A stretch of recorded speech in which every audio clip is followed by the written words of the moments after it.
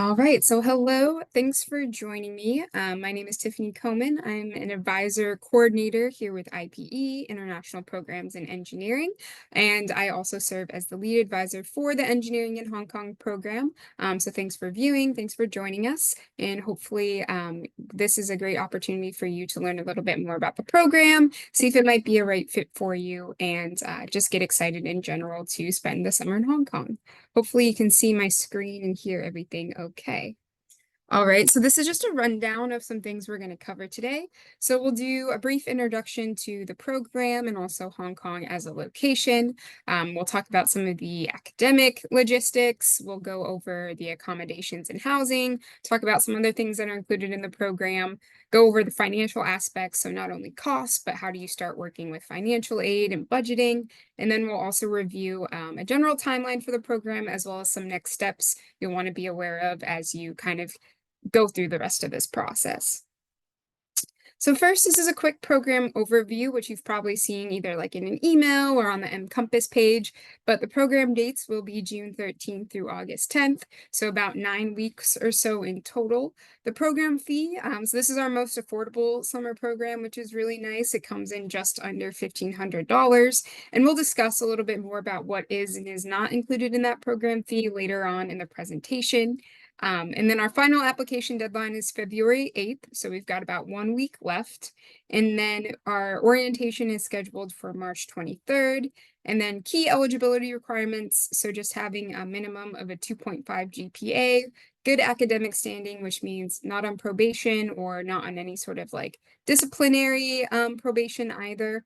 And then you must be a student in the College of Engineering or a declared CS LSA or CS data science major. And that's just because this program is offered in partnership with the Hong Kong University of Science and Technology. And it's not a university-wide partnership, it's specific to the College of Engineering. So you have to be COE affiliated in order to qualify.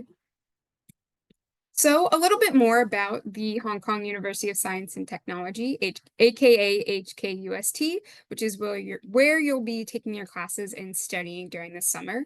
So it's a fairly new university. It was founded in 1991, but in those 30 or so years, they've really grown quite a bit. So you can see from the photos there, they've got a really beautiful campus that takes up about 150 acres in the Clearwater Bay Peninsula in Hong Kong. And you can also get really good views of the Clearwater Bay from campus. It's right on the edge there. Pretty large school, about 16,000 students. Obviously not as large as the University of Michigan, but still pretty sizable. And it's consistently ranked a top-tier university, not just in Asia, but also globally. I believe a couple years it was named like the #1 university in Asia, so really a premier institution.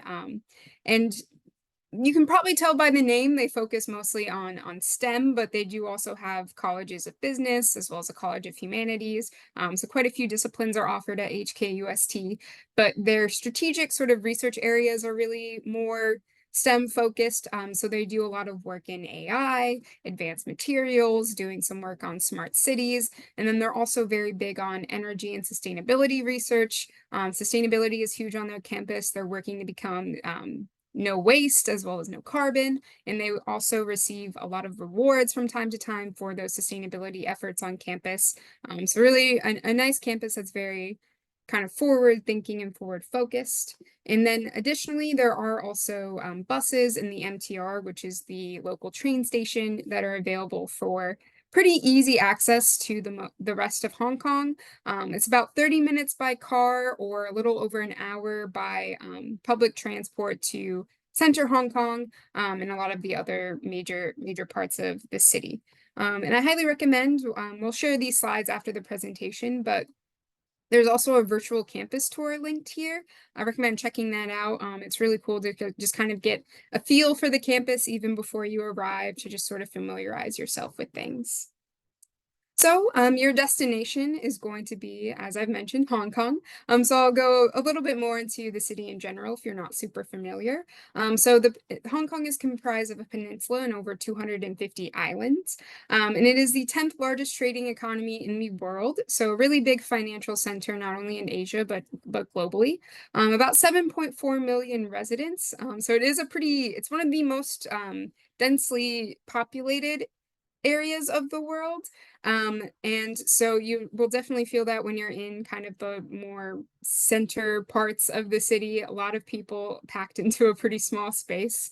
But it is a pretty big tech startup or a big tech hub in Asia, as well as a big startup hub. They've got a pretty big, or a pretty healthy startup ecosystem going in Hong Kong. So if you are interested in entrepreneurship or business at all, it's really a great place to be. They also have a lot of fun destinations. So there's a Disneyland in Hong Kong that I included a picture of. There's also a place called Ocean Park, which is a theme park that's got roller coasters. It's got animals. Great place to take a day trip or spend a weekend. Lots to do in Hong Kong, no shortage. And it's actually a really nice mix of both city living, but also natural beauty. So for those of you who aren't super familiar with Hong Kong, actually, a lot of the space is dedicated to like nature reserves, national parks, fishing villages, like the one you see in the picture. So if you are someone who you really like to connect with nature, or you like to go hiking, or you like to escape kind of busy city life from time to time, you can get a good mix of both in Hong Kong, which is something that's really unique and kind of nice.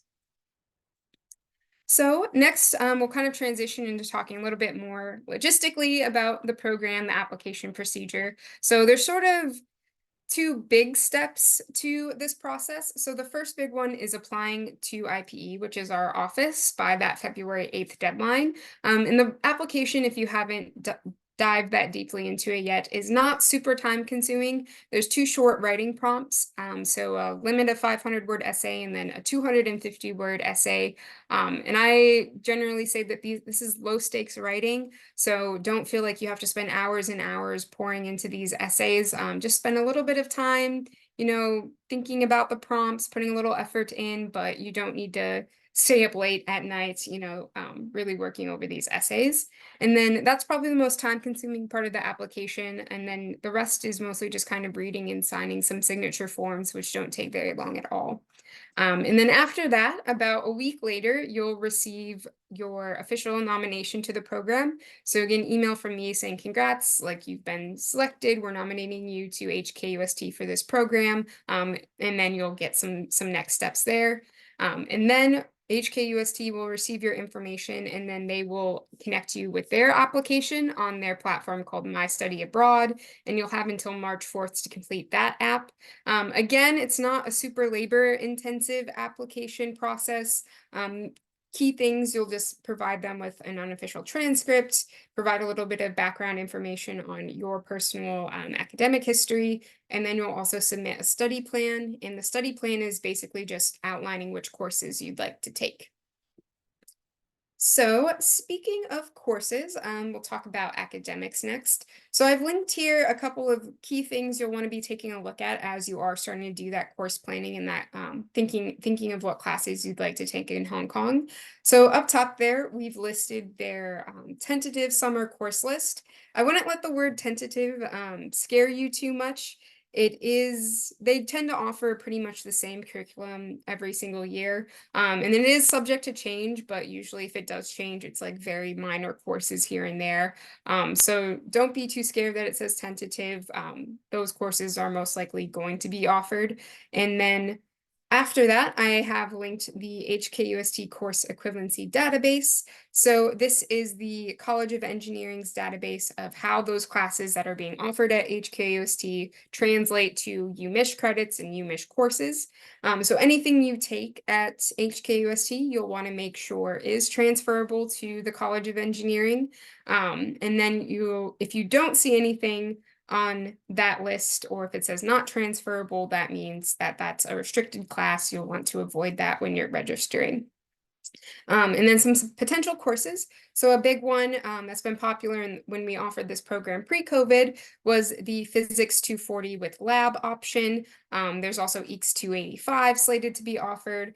And then we are currently working with the math department to see if they'll approve a Math 214 option as well as a Stats 412 option. So stay tuned for that. And then they do have a good handful of non-technical courses also slated to be offered this summer. So there's some photography classes, music courses, some business courses, and it's entirely up to you what you choose to take. So you can kind of mix and match. Usually we encourage taking one technical course, so like Physics 240, and then mixing that with one of the non-technical offerings, just to sort of balance the workload a little bit. And then you'll take a total of 6 to 9 credits. So this can be about 2 to 3 classes, just depending on your personal preferences. But like I said, the course equivalency is really the key here. So if you're College of Engineering, make sure you're referring to that database to understand how the credits will transfer. And if you happen to be one of the CSLSA or CSDS students, I highly recommend touching base with an academic advisor in LS&A to understand their transfer credit process because it is slightly different than the College of Engineering's. And then from there, so once you have your classes sort of planned out, you have a game plan going, HKUST will work with you for your enrollment purposes. So that study plan that I mentioned on the previous slide, that's part of the application, they'll sort of start to craft your initial schedule based off of that study plan. And then in April, they will give you the pre-enrollment results. So they'll be like, okay, we are successfully able to offer you enrollment in these courses. Because some of the courses do fill up just kind of depending on popularity. Usually the engineering courses and like the STEM courses don't fill up too fast, but some of the more popular things like the photography class, those might fill up. So you might not get a spot in some of those. So just anticipate having a little bit of flexibility there. But they'll give you those pre-enrollment results in April, and then you'll have throughout May and June to add drop if you need to make any adjustments. And then I believe you'll have through that first week of classes, that June 13th week, to make any sort of final add drop adjustments before you're sort of locked into the courses you're taking. All right, and then next is accommodations and housing. So housing is included as part of your program fee, and it is arranged on your behalf. So you'll be staying in one of the dorms on the HKUST campus. They've got about like 9 or 10, and you'll be pretty standard dorm fare. So if you've ever stayed in a dorm on UMISH's campus, it won't be a wildly different experience, but usually shared rooms like you see in the picture. So you get a bed, desk, table, little wardrobe in one of the residence halls.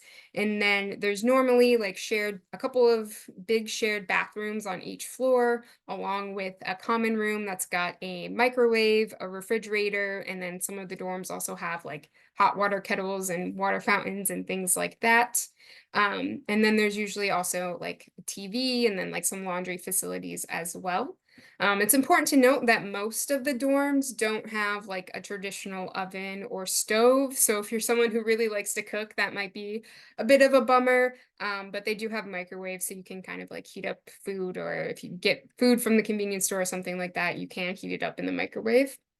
And the nice thing is, since the accommodations will all be in dorms on campus, you'll be a pretty short walk from the academic buildings where your classes will be, so not a huge commute time in the morning, and then you're also pretty close to all of the sports facilities on campus. And then the campus does also have a small grocery store and a 7-Eleven, so again, pretty easy to access those things. And then another important note is that bedding and linens are not provided. So like your comforter, your pillows, those are not included in the housing. So you can plan to pack bedding, or you can choose to buy some there. I usually recommend not packing bedding because it can take up quite a bit of space in that suitcase. So you can just kind of plan into your budget to buy some bedding items once you arrive in Hong Kong. All right, so They typically finalize like the excursions and activities a bit closer to the program dates. So we don't have confirmed or finalized events for this year, but they do pretty similar activities from year to year. And these are some past activities that have been included in the program.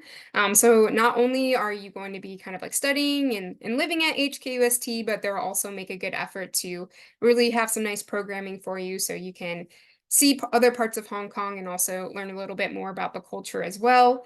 So every year they usually do a welcome and a farewell dinner with all of the exchange students, which is really nice. A Hong Kong day tour kind of just around the city. There's a couple different workshops they have offered in the past. So like making Hong Kong style milk tea, which is really cool, doing a martial arts workshop, which is kind of a little bit more hands-on. And they've also done like dim sum classes or cooking classes, like you can kind of see in that top picture there. And those are all included in your program fee, so you don't have to, anticipate paying a ton of extra money to participate in these activities.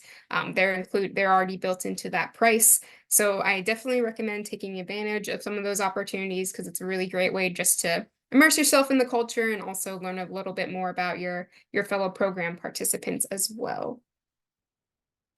All right. So next is this is probably the least fun part of everything is the finances and budgeting. So as I mentioned, the 2024 program fee, it's set a little under $1,500 there.